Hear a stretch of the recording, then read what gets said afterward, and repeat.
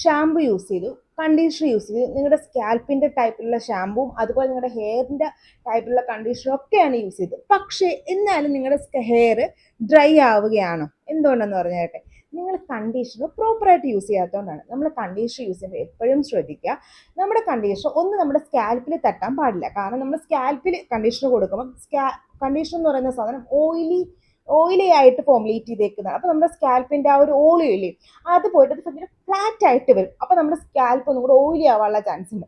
അപ്പം മുടി ഫ്രണ്ടിലോട്ട് ഇട്ടിട്ട് ആണുങ്ങളാണെങ്കിൽ നിങ്ങൾ മുടിയുടെ സ്കാൽപ്പ് തട്ടാതെ അല്ലാതെ വേണം കണ്ടീഷണർ അപ്ലൈ ചെയ്യാൻ. പിന്നെ കണ്ടീഷണർ അപ്ലൈ ചെയ്യുമ്പോൾ ശ്രദ്ധിക്കേണ്ട കാര്യം, നമ്മുടെ ഹെയർ നന്നായിട്ട് ഡ്രൈ ആക്കിയ ശേഷം കുറച്ച് വെള്ളം നന്നായിട്ട് പിഴിഞ്ഞ് കളഞ്ഞിട്ട് ഒരു 2 മിനിറ്റ് ഒന്ന് നിങ്ങൾ ടവലൊന്ന് റാപ്പ് ചെയ്ത് വെച്ചതിന് ശേഷം റാപ്പ് ചെയ്ത് വെച്ച് മാറ്റിയതിന് ശേഷം ഈ ഒരു കണ്ടീഷണർ അപ്ലൈ ചെയ്യുക.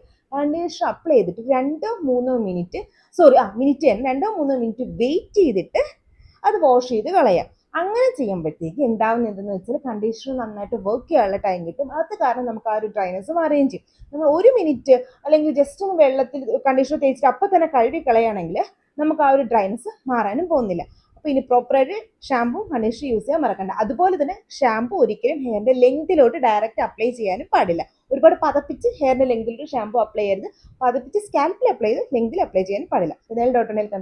ഇതുപോലത്തെ skin care and hair care വീഡിയോക്ക് ഫോളോ ചെയ്യാനും മറക്കണ്ട. ടാറ്റ.